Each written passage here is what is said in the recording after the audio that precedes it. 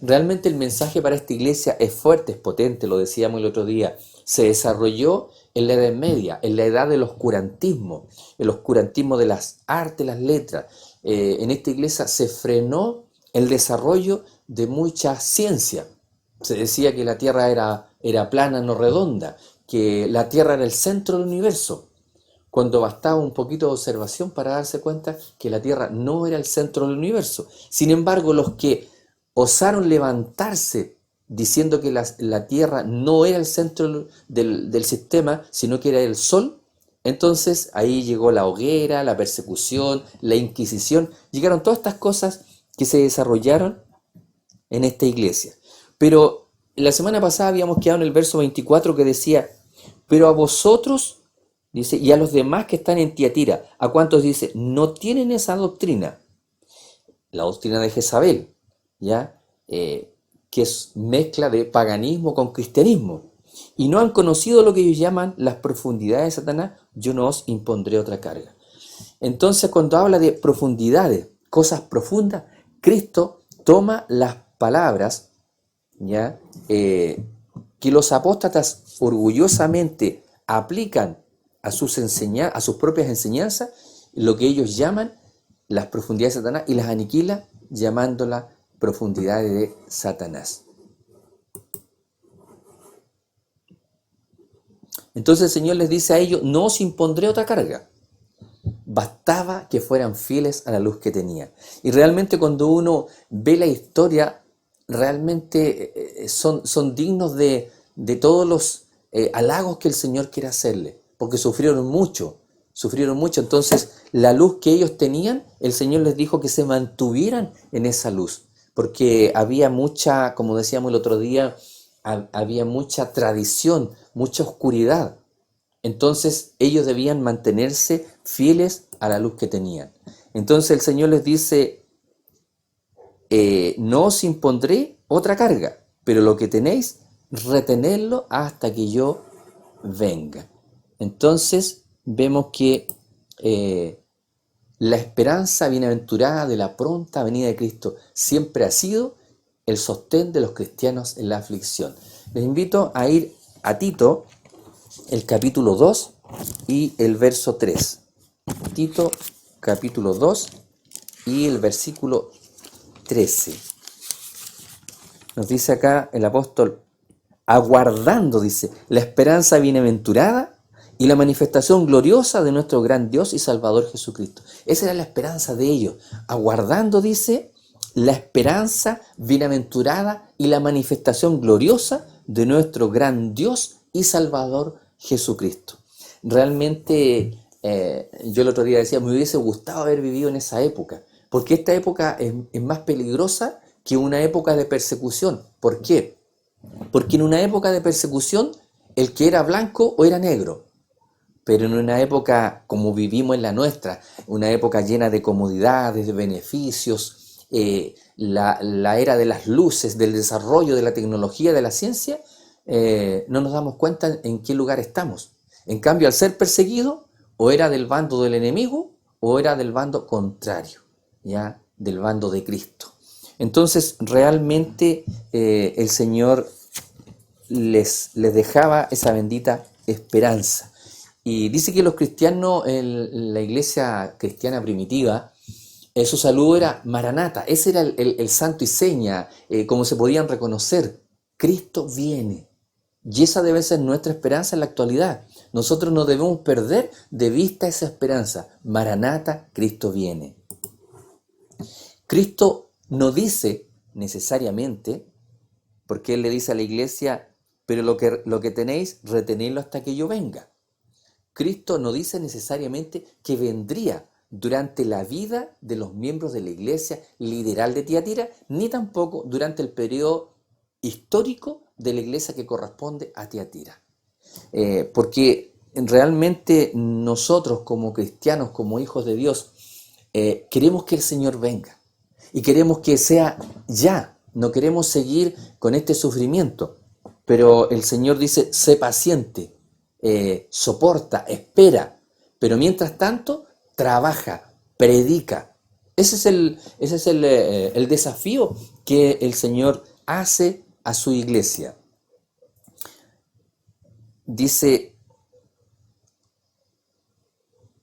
en el verso 25, pero lo que tenéis, retenedlo hasta que yo venga. Al que venciere y guardare mis obras hasta el fin, yo le daré autoridad sobre las naciones. Obras, es decir, obras que reflejan el carácter de Cristo. Y estas obras se hallan en agudo contraste con las obras de los que se alían con Jezabel. Hace unos minutos atrás, antes de empezar la transmisión, estaba viendo una transmisión de otro grupo y había una niñita predicando, tendría, no sé, unos 10 años.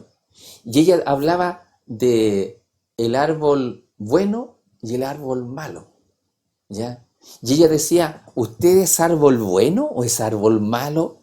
Normalmente nosotros siempre lo planteamos desde la perspectiva, ¿qué clase de árbol es usted? Pero ella fue más incisiva. ¿Qué árbol es usted? ¿Es el bueno o el malo? Porque acá nos dice en el verso 26, al que venciere y guardare mis obras. ¿A qué obras se está refiriendo? A las de Jesús, ¿no es cierto? A las obras de Cristo, ¿ya? Y estas obras, dice, se hallan en agudo contraste con las obras de Jezabel. Que Jezabel, ¿qué es lo que hace? Ella mezcló cristianismo con paganismo, ¿ya? Y de ello sale una cosa extremadamente terrible, engañosa. Por eso que el Señor advierte, retiene mis obras. Porque dice en el verso 27 que y las regirá, dice, yo le daré autoridad sobre las naciones y las regirá con vara de hierro y serán quebrados como vaso de alfarero, como yo también las he recibido de mi Padre. Siempre el Señor Jesús dice que lo que Él nos entrega a nosotros, Él lo ha recibido del Padre. Él le dijo a los discípulos, yo no tengo nada, todo lo que yo les digo a ustedes, lo he recibido del Padre. Cuando habla de regir, regirá, viene del griego poimein, literalmente pastorear, y por lo tanto gobernar. Entonces el Señor dice, regirá, el Señor gobernará con vara de hierro. En cuanto al tiempo, las circunstancias y la naturaleza de la forma en que Cristo quebrantará a las naciones con vara de hierro, veamos Apocalipsis 19:15. Apocalipsis 19:15. Y dice que de su boca sale una espada aguda para herir con ella las naciones, y él las regirá con vara de hierro, y él pisa el lagar del vino del furor y de la ira del Dios Todopoderoso. Aquí es importante este énfasis porque este énfasis, ¿no es cierto?, nos habla de la autoridad que el Padre le entregó al Hijo en el cielo, antes de la rebelión, ¿ya? Porque no olvidemos que Lucifer se rebeló porque el Padre le entregó toda la gloria, la honra y la autoridad a su Hijo. Entonces, esta autoridad de la cual habla nuestro Señor Jesucristo, Él la recibió mucho, mucho antes. Muy bien, quiero hacer una pequeña pausa aquí. Me llegaron unos nombres que están viendo. Isabel Avaria, desde allá de Mendoza. Nos está viendo también nuestra hermana Magdalena Pacheco, de allá de Calama. Yo me alegro mucho de ella porque hace muchos años que yo no tenía contacto ni sabía de ella, y me alegré mucho de verla acá. Así que mi hermana Magdalena, y ella me dice, estamos en la iglesia con mis hijos, así que más alegría me produjo saber de ella. Así que mi querida hermana Magdalena, nosotros los que la conocimos tenemos muy bonitos recuerdos de usted y de sus hijos, su familia. Así que el Señor la bendiga. También está Xiomara y Loreto. Ya ellas son jovencitas, así que el Señor les bendiga por estar en esta hora. Isabel nos saluda, dice, desde Mendoza, muchos cariños y gracias por las oraciones por mi tío Hugo. Ya el tío de Isabel se llama Hugo Moreno, entonces lo tenemos acá en el petitorio de oraciones, y dice, gracias por las oraciones por mi tío Hugo. Anoche me dio una sorpresa, dice, muy grande, y me llamó desde el hospital, gracias a Dios y a sus oraciones. Así que estamos contentos. Eso es lo que yo justamente planteaba en delante, el hecho de que pudiéramos compartir esas cosas, son testimonios, ¿ya? El tío de Isabel Avaria aparentemente está teniendo mejoría y ella pudo contactarlo desde el hospital. Él está con el COVID-19, así que sigamos orando. Él se llama Hugo Moreno. Así que, mi querida Isabel, estamos contentos por esta noticia que nos da. Nos alegramos porque así como tiempo atrás estuvimos orando por nuestra hermana Erika Holguín, que está en Estados Unidos, ya oramos porque el Señor la recuperara del coronavirus, y ella se recuperó bien, así que fue bonito poder compartir ese testimonio. Muy bien, después de esta pequeña pausa, también un saludo a Nelly, Nelly Leiva y su familia, que está también conectada. Después de este saludo, seguimos, ¿no es cierto?, comentando acerca de la autoridad de Cristo. Y dice, y las regirá con vara de hierro y serán quebradas como vaso de alfarero, como yo también la he recibido de mi Padre. El Señor Jesús siempre hace hincapié, la autoridad la he recibido de mi Padre. Él siempre le dijo a los discípulos, yo y mi Padre uno somos. Y la autoridad que yo tengo, dice, la he recibido de mi Padre. Por lo tanto, a nosotros como seres humanos pecadores, con una visión limitada de las cosas celestiales, de las glorias celestiales, nos cuesta entender esto, ¿ya? Jesús, Él es Dios, pero Él le da la honra al Padre. El Espíritu Santo, dice, trabaja con nosotros, pero Él siempre está apuntando hacia la deidad, hacia Cristo, hacia el Padre. Es decir, para nosotros es difícil comprender, ninguno se arroga gloria propia, ¿ya? La Trinidad trabaja por nuestra salvación. Y aquí en estos mensajes a estas iglesias, el Señor nos está diciendo, nos está contando lo que Él hace por su pueblo, por los que se hallen escritos en el libro de la vida. El Señor ve sus buenas obras. Entonces Él dice, acá en el texto decía, al que venciere y guardare mis obras hasta el fin, yo le daré autoridad sobre las naciones. ¿Ya? Al que venciere. Recuerden que los mensajes a los vencedores son muy bonitos. Al que venciere le daré a comer del maná escondido, le daré una piedrecita blanca, le daré a comer del árbol de la vida. Hay tremendas bendiciones en permanecer fieles a Dios. Ahora dice que los judíos consideraban el pasaje del Salmo 2.9, que lo vamos a ver para poder saber, digamos, conectarnos en la idea de la autoridad de Cristo. Salmos capítulo 2. Salmos en el capítulo 2 y el verso 9. Dice acá, los quebrantará con vara de hierro, como vasija de alfarero los desmenuzará. Entonces dice que los judíos consideraban este salmo como una predicción mesiánica, ¿ya? Habla de los salmos de Salomón, obra pseudo-epigráfica que contiene una plegaria para que Dios suscite al hijo de David para echar a los pecadores de la heredad. Destruir la arrogancia del pecador como vaso de alfarero y hacer pedazos, dice, toda su sustancia con una vara de hierro. Como los redimidos vivirán y reinarán con Cristo, se los presenta aquí compartiendo la obra de Cristo. Vayamos a Apocalipsis, el capítulo 12. Apocalipsis 12 y el versículo 5. Apocalipsis 12:5 dice, y ella dio luz un hijo varón que regirá con vara de hierro a todas las naciones, y su hijo fue arrebatado para Dios y para su trono. Entonces dice que cuando habla del hijo de David, ya está hablando de Cristo. Y acá dice que la mujer dio a luz un hijo varón, el cual fue arrebatado para Dios y su trono. Jesús dice, al que venciere, le daré que se siente conmigo en mi trono, así como yo he vencido y me he sentado con mi Padre en su trono. Qué extraordinaria las palabras de Cristo. Y habla de una vara también. La palabra que aquí se usa representa al Shevet hebreo del Salmo 2.9 que habíamos leído recién, que puede corresponder con una vara o callado de un pastor, un cetro o una vara de castigo, ¿ya? Es decir, en esos versículos que ahí están mencionados, la vara es autoridad y también símbolo de castigo. Por lo tanto, cuando se la menciona, ya es Cristo el que tiene esa vara. Él es el buen pastor. En el verso 27, en el cual dice, y las regirá con vara de hierro y serán quebrantados como vaso de alfarero, como yo también la he recibido de mi Padre, el contexto de este texto sugiere que la vara aquí es símbolo de gobierno e instrumento de castigo. Porque el pastor, cuando guiaba a sus ovejas, él iba adelante con su vara, con su cayado, y con él le servía para muchas cosas, para defenderse de los animales salvajes, para poder enganchar a la oveja que se le escapaba, en fin. Entonces sugiere que la vara es símbolo de gobierno e instrumento de castigo. Y dice que los vasos serán quebrados como vaso de alfarero. Este dominio o reinado causará la destrucción de los impíos.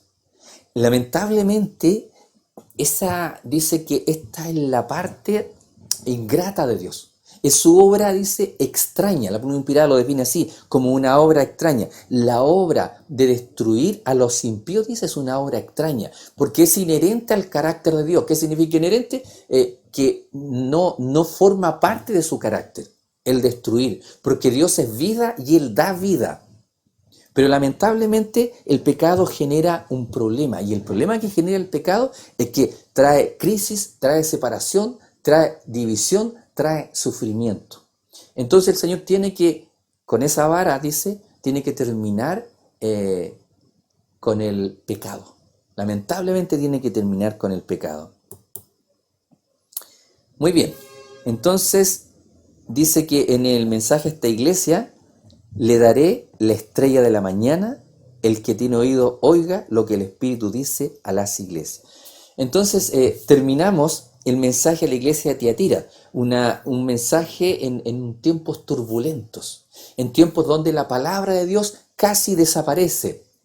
Dice que la Biblia estaba encadenada en los conventos, en los monasterios, como símbolo de que la palabra estaba presa. Y en uno de esos libros encadenados, se imagina a mí dentro de una caja, Lutero descubrió la verdad. También lo hizo mucho antes Juan Wycliffe en Inglaterra. Y así muchos reformadores que en este minuto no recuerdo, ¿ya? Pero que son muy importantes de mencionar, como decía el otro día, por el esfuerzo que ellos hicieron, dedicaron esfuerzos, recursos, ¿ya? Para poder predicar el Evangelio. Lutero no estuvo solo, el Señor puso en su camino gentes que lo apoyaron, porque de no ser así, a Lutero lo hubiesen matado mucho antes de que clavara las 95 tesis, porque nadie podía levantarse con algo, con un mensaje diferente al que imperaba en ese minuto. Por lo tanto, el Señor hace énfasis en que recordemos a esta iglesia y nos enfoca a nosotros en lo que estamos haciendo, en cómo estamos redimiendo el tiempo, en el estudio de la palabra de Dios, en la oración y en la comunión diaria, en la contemplación del carácter de Cristo. Porque ellos, en medio de gran dificultad, vencieron. Nosotros no tenemos grandes dificultades. Por ejemplo, yo recuerdo cuando me bauticé, tenía 11 años, y las hermanas Dorcas de la iglesia central de Quilpué, con harto cariño, me regalaron un himnario y una Biblia, que luché por mucho tiempo por conservarlo, pero lamentablemente los perdí con los cambios. Y era una Biblia usada, pero yo la atesoraba mucho, la rayé entera, subrayé todos los textos. Y el himnario creo que ese todavía lo tengo, ¿ya? Y también era usado. Pero ahora en las campañas se regalan Biblias nuevas, ¿ya? En ese tiempo no se regalaban Biblias. Ese regalo fue de la hermana Dorca porque a uno estaba ahí entre medio, que mi mamá asistía a Dorca, entonces por el compromiso, por que el hijo de una de sus miembros se bautizaba, entonces el regalo, se hizo un esfuerzo en realidad, yo lo vi así. Pero hoy en día las Biblias se regalan. Fíjense, los hermanos de estas iglesias de esa época no tenían la Biblia, no la tenían. Por lo tanto, fue muy importante lo que en el caso de Juan Wycliffe en Inglaterra, por allá por el año 1200, 1300, hizo al traducir la Biblia al idioma inglés. Después lo hizo Lutero y después vinieron muchas traducciones. Y fíjense que el Señor provee. En ese tiempo se lanza la imprenta de Juan Gutenberg. Yo siempre recuerdo en la escuela cuando nos enseñaban, Juan Gutenberg fue el que ideó la primera imprenta. Imagínense la velocidad a la que se comenzaron a imprimir las Biblias. Dice la historia de que la gente se juntaban, los ricos mandaban a imprimir una Biblia para ellos, pero los que tenían menos recursos se juntaban, no sé si me imagino a mí que una Biblia debe haber costado 1.000.000 de pesos, por decir alguna cifra, y dice que se juntaban ya entre cuatro, y cómo atesorarían la Biblia. Hay una historia que me viene a la mente muy bonita allá en China. Dice que un predicador hizo una campaña en una iglesia determinada, en una provincia de China, y, y le ofreció a la gente cambiarles víveres por Biblia, porque había que financiarlas de alguna manera. Entonces toda la gente llegaba con, qué sé yo, poroto, arroz, llegaba y hacían el cambio. Y dice que estaban todos dentro de la iglesia, afuera nevaba, había una tormenta y estaban todos en la iglesia. Así como lo hacemos nosotros acá en Quilpué. Cuando hay mal tiempo igual vamos a la iglesia. Y dice que de repente se abren las puertas y el viento helado entró junto con una figura así cubierta completamente. Y cuando le ayudan a dejar las cosas, y él lo único que repetía, lo único que se escuchaba, mi papá me mandó a buscar una Biblia, mi papá quiere una Biblia. Ya le decían, cálmate, cálmate. Ya, acomódate primero, ponte aquí al lado del fuego, sácate la chaqueta, el abrigo. Y él traía en sus manos porotos y no sé qué, no recuerdo qué otra cosa más traía. Y el niño, un chico de unos 12 años, lo único que repetía, mi papá quiere una Biblia. Entonces los hermanos comienzan a preguntarle, ¿de dónde vienes? Y él le dijo que venía de muy lejos, que se vino por un camino que era una huella. Y los hermanos realmente quedaron asombrados, quedaron maravillados de cómo por una Biblia. ¿Tú arriesgarías tu vida por una Biblia? En tu casa tienes 3, tienes 4, yo tengo varias, y de repente, imprudentemente, quedan tiradas en cualquier lado. Pero ese chico arriesgó su vida en medio de la tormenta, de la nieve. Sus padres lo encomendaron al Señor para que fuera a buscar una Biblia. ¡Qué increíble! Muy bien, antes de entrar al mensaje de Sardis, quiero hacer otros saludos acá.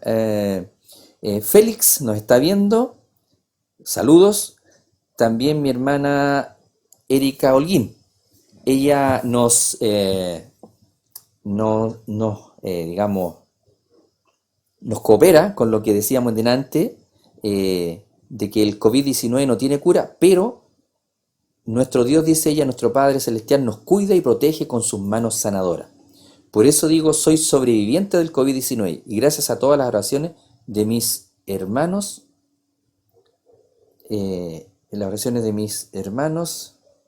en la fe, y todo sea para gloria y honra de nuestro Padre Celestial. Solo gratitud. Amén, hermana Erika. Muy bien. Después de este saludo y de este testimonio, vamos a entrar a la iglesia de Sardis. Entonces ya terminamos con la iglesia de Tiatira. Entonces ahora vamos a la iglesia de Sardis. Lo vamos a poner grande para tratar de que se vea. La iglesia de Sardis. Sardis era una ciudad importante a poca distancia al sur de Tiatira. Entonces se ubicaban estratégicamente a corta distancia. Sardis gozaba como Tiatira de una ubicación comercial favorable. Estrabón, el antiguo geógrafo, la llamaba una gran ciudad, aunque en los días de Juan no rivalizaba en importancia ni con Éfeso ni con Pérgamo. ¿Qué pasó? Algo pasó.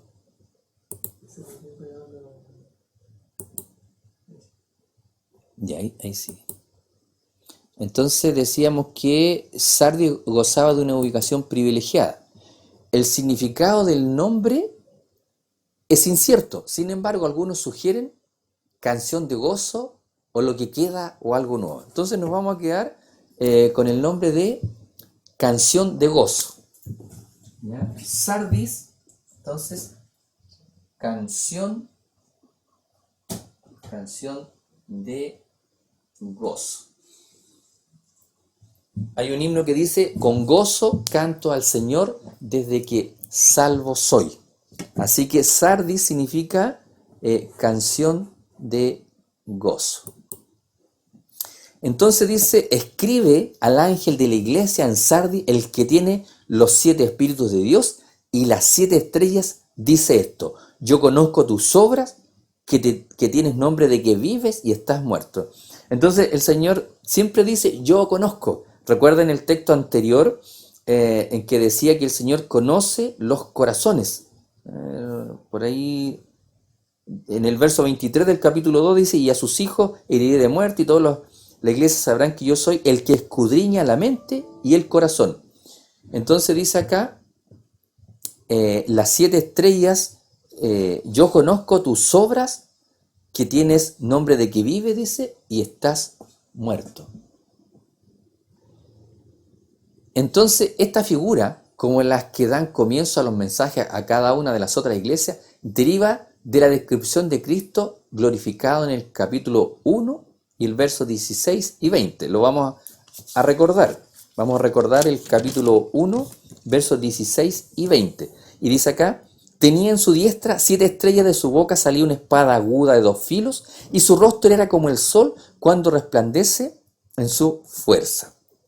Y el verso 20 dice: el misterio de las 7 estrellas que has visto en mi diestra y de los 7 candeleros de oro. Las 7 estrellas son los ángeles de las 7 iglesias, y los 7 candeleros que has visto son las 7 iglesias. ¿Ya? Muy bien.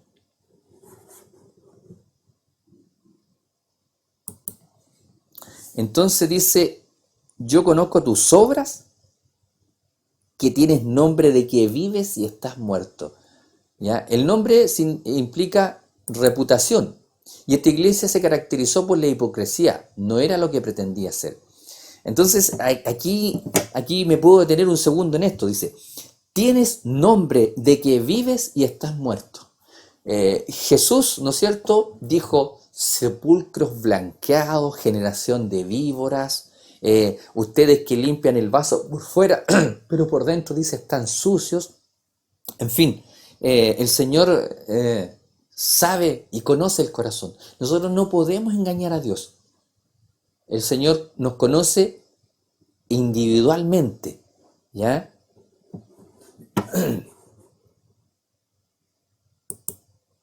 Las iglesias de la Reforma afirmaban que habían descubierto lo que significaba vivir por la fe en Jesucristo, pero cayeron finalmente en un estado que se parecía en cierto sentido al de la organización de la cual se habían apartado. Veamos 2 de Timoteo 3:5 para apoyar esta idea. 2 de Timoteo 3:5. Dice acá: que tendrán apariencia de piedad, pero negarán la eficacia de ella. A esto se evitan. Tendrán, dice, apariencia de piedad, aparentarán. ¿Y qué dijo Jesús? Dirán en aquel día: pero Señor, si en tu nombre hicimos milagros, echamos fuera demonios, hicimos un montón de obras buenas. Y el Señor dirá: apartados de mí, hacedores de maldad, dice, no os conozco. ¿Qué significa? Que esa gente que menciona ahí, de la cual no quiero ser parte, tenían una apariencia de piedad, pero dice, su corazón estaba, dice, a ver, ¿cómo dice en Isaías? A ver si me puedo recordar. Dice: este pueblo de labios me honra, pero su corazón, dice el Señor, está lejos de mí. Y eso es lo que pasa con esta iglesia de Sardis. Tienes nombre de que vives y estás muerto. Entonces las iglesias de la Reforma afirmaban que habían descubierto lo que significaba vivir por la fe en Jesucristo, pero cayeron finalmente en un estado que se parecía en cierto sentido al de la organización de la cual se habían apartado. Vale decir, ellos se apartan de una iglesia que vivía por obras. Haz esto, haz lo otro.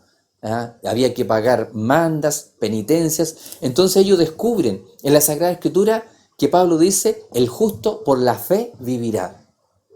Y eso lo levantan en alto, ese mensaje: el justo por la fe vivirá. La Biblia y solo la Biblia, decían ellos, es nuestra única regla de fe. Pero se comenzaron a aparecer porque comenzaron a copiar, teniendo la escritura. Dice que la verdad no llegó completamente en ese minuto porque es como la luz al mediodía. Si uno está en oscuridad y sale a la luz de golpe, puede quedar ciego, por lo menos por un tiempo. Y ellos vivieron eso. Pero ¿qué es lo que pasó? Que ellos comenzaron a copiar los vicios, comenzaron a copiar todas estas cosas que tenía la iglesia de la cual ellos se habían apartado. Su nombre, protestante, implicaba oposición a los abusos, ¿ya? La protesta de los reformadores hablaba, los errores y el formalismo de la Iglesia Católica Romana, y el nombre reforma daba a entender que ninguna de esas faltas se hallaban dentro del redil protestante. Y saben ustedes que la iglesia puritana de los Estados Unidos, que por allá por el 1700, 1800, comenzó a perseguir a los que no practicaban los principios que ellos decían. Entonces, lo más triste que describe la pluma inspirada en el conflicto de los siglos, dice que los errores que ellos cuestionaron terminaron practicándolos. El pueblo de Israel, que era el pueblo que debía levantar la verdad, el nombre de Jehová en alto y mostrarlo a las naciones, terminó siendo parte y practicando los mismos pecados. Y eso es lo que Dios nos llama a separarnos del mundo. Jesús hace una petición que siempre que la recuerdo es como una petición como de un padre a un hijo, ¿ya? O a un grupo al cual le tiene cariño, le tiene aprecio. Y Jesús dice, Padre, no ruego que los quites del mundo. Dice, tú me los diste. No ruego que los quites del mundo, porque están en este mundo, dice Jesús, pero no son de este mundo, sino que los guardes del mal. Esa era la preocupación de Cristo al dejar fundada su iglesia. Padre, dice, no ruego que los quites de este mundo, sino que los guardes del mal. Esa era la preocupación de Jesús. ¿Por qué? Porque él sabía que la iglesia era muy proclive, la hermandad, las personas, muy proclive a copiar los pecados e introducirlos dentro de la iglesia. Yo el otro día mencionaba una palabra que es muy clásica, que yo la escuchaba y me complicaba esa palabra. ¿Y qué tiene de malo? ¿Se fijan? ¿Qué tiene de malo ir al cine? Tal vez nada. ¿Y qué tiene de malo ir a un estadio a ver un partido de fútbol? Tal vez nada. Pero la pregunta es, ¿allí se invoca el nombre de Dios? Juzgue usted. Y lo que el Señor quiere, que su pueblo se aparte, ¿no es cierto?, del mundo, de la banalidad y del pecado. Entonces el Señor desafía a la iglesia Sardi. Yo conozco tus obras, dice, que tienes nombre de que vives y estás muerto. Aparentas estar vivo. Este punzante comentario da comienzo a un mensaje que consiste mayormente de reprensiones. Lamentablemente el ser humano tiene que ser, ¿no es cierto?, apretado, tiene que ser sacado de ese hoyo de pecado en el cual está. El pecado de la hipocresía mereció las condenaciones más penetrantes de Jesús contra los dirigentes religiosos de sus días. Le invito a que me acompañen a Mateo 23. Mateo capítulo 23. Ojalá todos estén con su Biblia en la mano, porque esto ayuda a no quedarse dormido, ayuda a no aburrirse. Mateo capítulo 23, verso 13 en adelante, hasta el 33. Jesús dice, mas hay de vosotros, escribas y fariseos hipócritas, porque cerráis el reino de los cielos delante de los hombres, pues ni entráis vosotros, ni dejáis entrar a los que están entrando. Ay de vosotros, escribas y fariseos hipócritas, porque devoráis las casas de las viudas y como pretexto hacéis largas oraciones. Por esto recibiréis mayor condenación.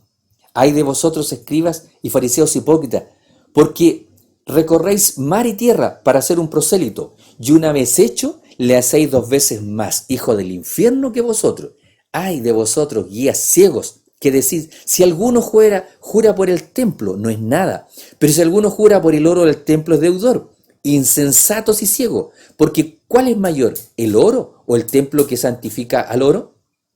También decís, si alguno jura por el altar no es nada, pero si alguno jura por la ofrenda que está sobre él es deudor. Necios y ciegos, porque ¿cuál es mayor, la ofrenda o el altar que santifica la ofrenda?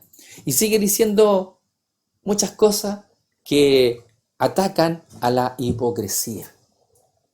Recuerdo otra de las frases de Jesús cuando dice que él acusa a los israelitas de no ayudar a sus padres. Y dice, vosotros decís, esta es mi ofrenda a Jehová, con lo que te puedo ayudar. Entonces el Señor dice, misericordia quiero y no sacrificios. Por eso que dice que esta iglesia es una iglesia que está muerta en la piedad práctica. Entonces Jesús la criticó, la fustigó duramente. Jesús rechaza la hipocresía. El Cristo glorificado envía ahora a la iglesia hipócrita de Sardis su más directa reprensión. Vale decir, no me gustaría haber sido miembro de esta iglesia, porque dice que es una iglesia hipócrita. En vez de estar viva en Cristo, como lo pretendía esta iglesia, en verdad estaba muerta. Dice en 2 Timoteo, tienen apariencia de piedad, pero niegan la eficacia de la piedad. Realmente esto es terrible, es como la iglesia de la Odisea. Estamos en el periodo de la Odisea. Estamos viendo Sardis, después nos toca Filadelfia y después la Odisea, que es el periodo de nuestro tiempo. Pero imagínense cómo vamos ahora y después vamos a llegar a eso, que tal vez podríamos llegar a pensar que es peor. Este mensaje aplicado a Sardis puede considerarse como dirigido al periodo de la iglesia que existió hacia fines de la época de la Reforma, de 1517 a 1755. Entonces vamos a poner este datito que puede aportar en algo. Este periodo de esta iglesia iría de 1517, desde el año 1517 hasta el año 1755. Es más o menos la estimación del periodo de la iglesia de Sardis. Entonces, algunas décadas después del comienzo de la Reforma, las nuevas iglesias experimentaron un periodo de violenta controversia doctrinal y finalmente se zanjaron las diferencias de opinión adoptando credos definidos que tendían a desalentar la búsqueda de nuevas verdades. Realmente yo le digo, es terrible esto, es terrible, porque la pluma inspirada define que el fanatismo entró en las iglesias, que ellos decían que estaban posesionados por el Espíritu y eran capaces de matar al que se oponía por delante. Entonces decía ella, no se daban cuenta el daño que le hacían a la causa de la reforma, porque el Señor levantó a estos reformadores para levantar la luz de su verdad. Para Dios el propósito fundamental de los reformadores era mostrar a Cristo en el santuario celestial, a Cristo mediando, porque ¿qué es lo que pasaba con la iglesia católica de la época, con el papado? Estaba la mediación del sacerdote humano y el sacerdote humano perdonaba pecados. Y habíamos dicho que el sacerdote israelita no tenía la facultad de perdonar pecados. Él representaba la obra de Cristo, pero él no podía perdonar. Solamente por fe en los méritos y en la sangre expiatoria del que había de venir, porque el corderito que moría en ese minuto ya representaba al Cristo que había de venir. Es decir, ni siquiera el corderito podía evitar la maldición del pecado. Pero recuerden que siempre hemos dicho, alguien debía morir. El Señor dijo en el Edén, el día que tú comas de este fruto, morirás. Entonces la raza humana debía haber sido eliminada inmediatamente. Pero Dios tenía un plan, y en ese plan estaba el sustituto, el garante, el fiador, el que se ponía entre el hombre, entre Dios y el hombre, para aplacar o para recibir la ira de Dios. Entonces el corderito moría, y este corderito representaba a Jesús. Entonces esta iglesia en la Edad Media, cuando disfrazó estos elementos, instituyendo un sacerdote humano que perdonaba pecados, e impidiendo que la gente llegara a la verdad de la Escritura para poder entender que Cristo estaba en el cielo mediando, hizo que muchos se desalentaran a buscar la verdad. ¿Por qué? Porque los reformadores la buscaron y hubo conflicto entre ellos. ¿Y qué era más fácil? Llegar, ¿no es cierto?, a un punto de aceptar las cosas a media. Por un proceso similar, la Iglesia Católica Romana en los primeros siglos de su historia había estereotipado su teología. Protegidas por el poder y el prestigio del Estado y resguardadas al abrigo de rígidas confesiones de credos, las iglesias nacionales del mundo protestante por lo general llegaron a contentarse con una forma de piedad carente de su poder. ¿Por qué pasaba esto? Uno se pregunta, ¿por qué pasaba esto? Simplemente por la conveniencia, por estar bien con los demás. Cuando Jesús dijo al César lo que es del César y a Dios lo que es de Dios, no estaba diciendo equilibrio entre los dos, sino lo que estaba diciendo es, a Dios no, el César no se puede meter en el círculo de Dios, así de simple, ¿ya? Eso es lo que Jesús trató de explicar en ese minuto. Otro factor importante que contribuyó a la apostasía hacia las cosas espirituales fue el surgimiento del racionalismo en los siglos XVII y XVIII. Eran corrientes ideológicas que influyeron dentro de la iglesia. Ante el impacto de los descubrimientos científicos, muchos eruditos llegaron a creer que la ley natural era suficiente para explicar el funcionamiento del universo. A menudo concluyeron que la principal función de Dios con relación a este mundo solo era la de una primera causa y que a partir de ese acto inicial de creación el mundo marchaba más o menos independiente de Dios. Para poder entenderlo, esto que es medio complejo, para poder entenderlo, es como Dios le dio cuerda al universo, le dio cuerda y lo dejó andando y se fue, se olvidó. Pero nosotros sabemos que no es así, porque Jesús lo dijo de esta manera, dijo, no cae un cabello de vuestras cabezas al suelo, no cae un pajarito a tierra sin que vuestro Padre Celestial que está en los cielos lo note. Vale decir, la preocupación de Dios es permanente por el universo que Él creó, por los mundos que Él creó. Él no los dejó solos, no les puso leyes y después dijo ya, caminen solos, sino que Dios está pendiente del funcionamiento de esos mundos, de las criaturas que Él puso. La Pluma Inspirada dice que el Creador visitaba diariamente a Adán y Eva, porque Dios es así. Jesús se preocupaba de las personas que lo rodearon cuando estuvo en esta tierra. Volviendo a esta idea del racionalismo, hombres pensadores que creían que eran impedidos en su pensamiento teológico, independiente por las rígidas fórmulas de la ortodoxia protestante, en algunos casos se volvieron al nuevo racionalismo filosófico. Estas corrientes que van saliendo de tarde en tarde y los hermanos se cambiaban.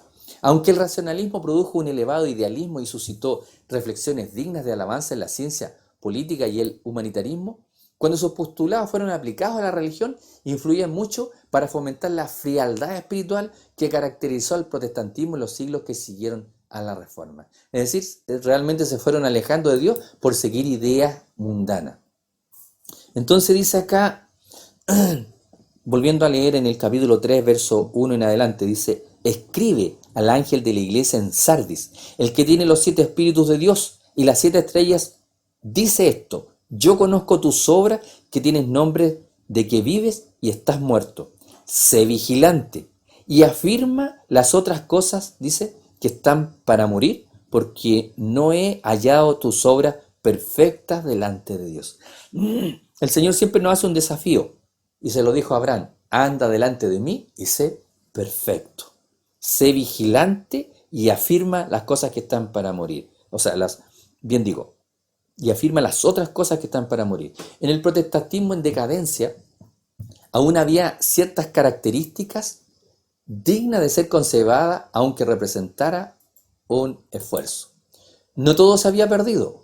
La vida espiritual del protestantismo estaba moribunda, pero aún no estaba muerto el sistema. Qué terrible que Dios diga eso de los que dicen tener la verdad. La supervivencia pudo considerarse como la nota predominante del periodo de la historia de la iglesia correspondiente a Sardis. La supervivencia, es decir, no había un evangelio pleno, era una supervivencia, era como tratar de soportar lo más que se pueda. Pero acá dice, porque no he hallado tus obras perfectas delante de Dios. El ardor del protestantismo durante sus primeros años prometía un avance hacia la perfección en la comprensión de la verdad revelada y en su aplicación a la vida. Vale decir, cuando ellos partieron era pero extraordinario. Era una luz nueva, porque ellos estaban acostumbrados a las tradiciones, estaban acostumbrados a ser oprimidos y vivían angustiados porque el poco dinero que ganaban tenían que pagar por el perdón. Que alguien les dijera el perdón es gratis, todos volvieron la vista hacia ese mensaje.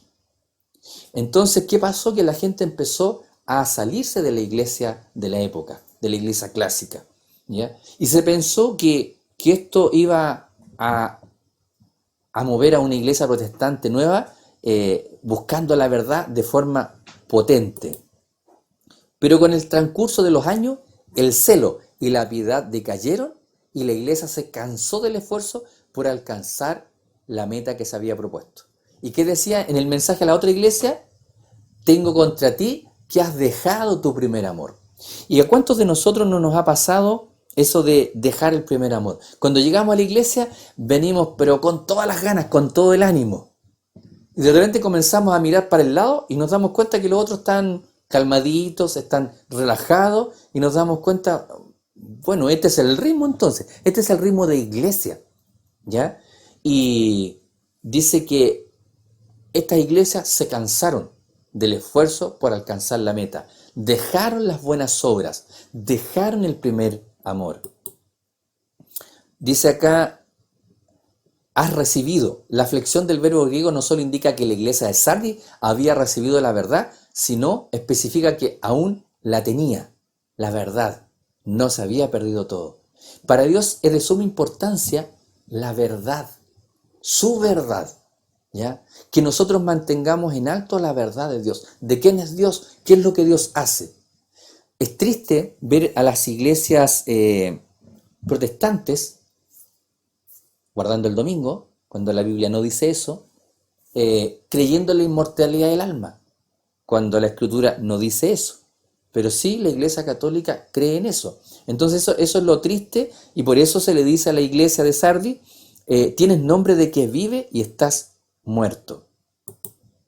Y el hecho de que aunque hubiera esperanza, se destaca en la amonestación, guárdalo. En griego continúa guardando. Algunos cristianos de Sardis no habían apostatado. Entonces dice en el verso 3, acuérdate pues de lo que has recibido y oído y guárdalo y arrepiéntete, pues si no velas, vendré sobre ti como ladrón y no sabrás a qué hora vendré sobre ti. Entonces, algunos cristianos de Sardis no habían apostatado. Fíjense bien, cuando Elías fue perseguido por Jezabel, él dijo, quedé yo solo. Señor dijo, quedé yo solo. Y el Señor le dijo, no, hay 7.000 que al igual que tú, no han doblado sus rodillas a Baal. Entonces acá dice que en la iglesia Sardis habían algunos cristianos que no habían apostatado de la verdad, mantenían la verdad en alto. Y eso es lo que dice la pluma inspirada, que nuestras obras no nos ganan la salvación, pero sí Dios se agrada de nuestros esfuerzos por hacer el bien. Entonces el Señor dice, y arrepiéntete, pues si no, vendré como ladrón contra ti. Entonces se hace referencia a la segunda venida de Cristo. Veamos Mateo 24, Mateo capítulo 24 y el verso 43. Dice acá el Señor, pero sabed esto, que si el padre de familia supiese a qué hora el ladrón habría de venir, velaría y no dejaría minar su casa. Y eso es la admonición, la amonestación que se hace al mensaje de la iglesia de Sardis, una iglesia que se había acomodado al mundo. Esta amonestación puede influir no solo el segundo advenimiento, sino una visitación divina más inmediata. Cualquier venida sería inesperada para los que dejaban de velar y arrepentirse. Y ahí está el mensaje de las vírgenes, las que dejaron de velar. Siempre se habla de las vírgenes prudentes y de las vírgenes imprudentes, pero todas estaban en el mismo bando, pero unas hicieron acopio de aceite y las otras se dejaron estar. Entonces recordaba la pregunta de esta niña, ¿qué árbol eres tú? ¿Eres un árbol bueno o un árbol malo? Entonces yo haría otra pregunta acá, parecida, en el mismo enfoque. ¿En qué grupo estás tú? ¿En el de las vírgenes prudentes o las imprudentes? ¿Estás en el grupo de las que están en este minuto guardando aceite para la hora de la prueba? ¿Estás velando, como dice la palabra del Señor, para que la venida del Señor no te pille como ladrón en la noche? Bien, vamos a dejar hasta aquí, ya estamos en la hora.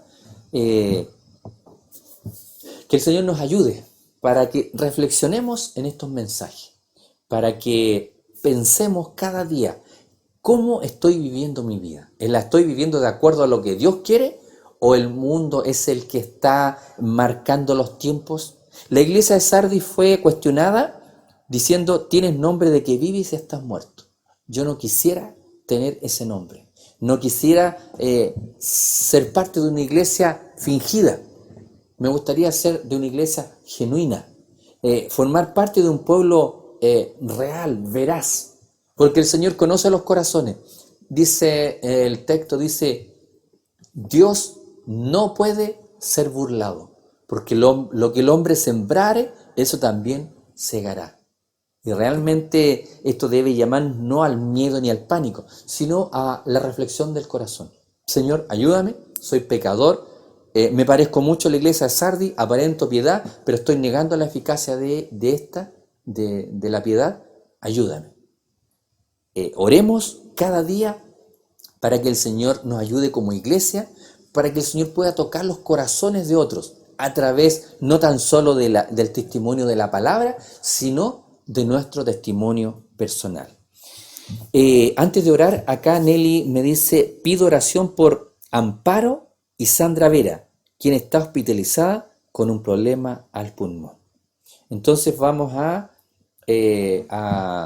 anotar acá, a considerar también estos nombres. Amparo ya lo habíamos mencionado, ¿ya? Y sería Sandra Vera. Vamos a orar, ¿no es cierto?, para que el Señor ponga su mano sanadora.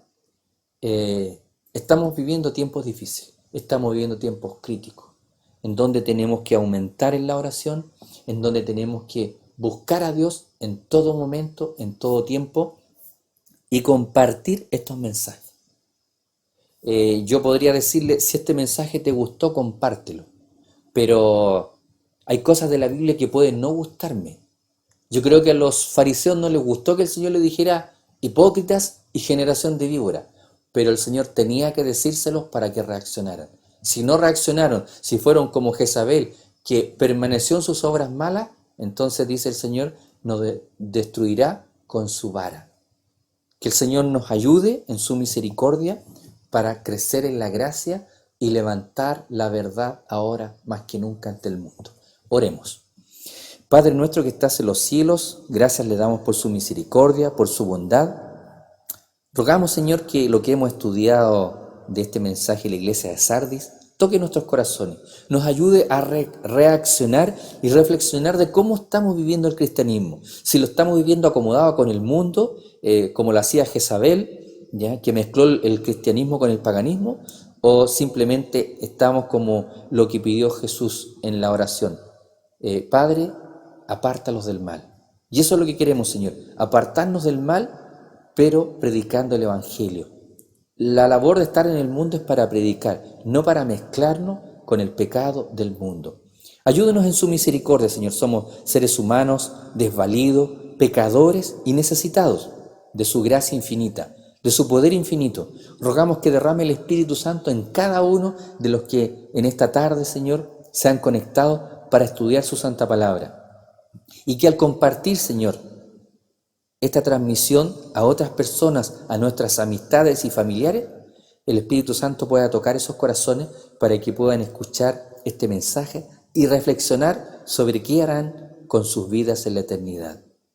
Nos recordamos, Señor, de las personas por las cuales estamos orando, por Francisco Fuentes, por Odilia, por Hugo Moreno, por Lucas Osorio, Sida Barbosa, Anita Sotomayor, Amparo, Osvaldo y también por Sandra Vera. Que usted les ayude en este momento en su lecho de enfermos. Nos alegramos porque Isabel nos contó que su tío, que pudo hablar con su tío Hugo. Nos alegramos, Señor, porque tiene mejoría. Rogamos que su misericordia, Señor, llegue a todas esas personas que están enfermas en los hospitales. Rogamos por todos los que están sufriendo, no tan solo directamente por el virus, sino también por las consecuencias que esto ha traído, la cesantía, Señor, y muchas otras dificultades que a lo mejor desconocemos en este minuto. Rogamos que usted nos ayude, que este minuto, esta hora, Señor, en la cual estudiamos su santa palabra el día domingo a las 6 de la tarde, tal vez una hora incómoda para muchos que están en alguna reunión familiar, en la 11, no lo sé, que tal vez es incómoda, apartar esta hora, que esto sea de consuelo para muchas almas. Que el Espíritu Santo, Señor, pueda tocar cada corazón, que nos ayude a nosotros a apartarnos del mal y que nos ayude, Señor, a entregar nuestras vidas en su mano poderosa. Gracias les damos por todo, Señor. Acompáñenos en esta semana que ya hemos comenzado. Que el Espíritu Santo nos guíe, Señor, cada día y nos ayude a apartarnos del mal y a dar un fiel testimonio de la verdad. Gracias les damos por todo. Lo rogamos en el poderoso nombre de nuestro Señor Jesús. Amén. Amén. Muy bien, que el Señor les bendiga.